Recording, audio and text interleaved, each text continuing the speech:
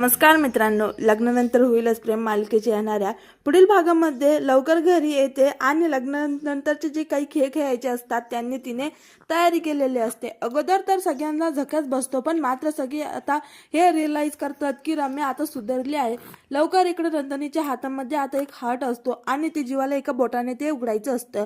जीवा आता बरेच प्रयत्न करत असतो, पण मात्र नंदिनीचा हात काही उघडत नसतो। तर सगळेच आता जीवाला चिडत असतात की तू आता बायकोच्या तालावर नाचणार आहे। तर इकडे जीवा आला आता एक युक्ती लावतो, नंदिनीच्या हातातले हार्ट स्वतःच्या हातावर घेतो, त्यानंतर आनंदाचे तो तिथे नाचू लागतो।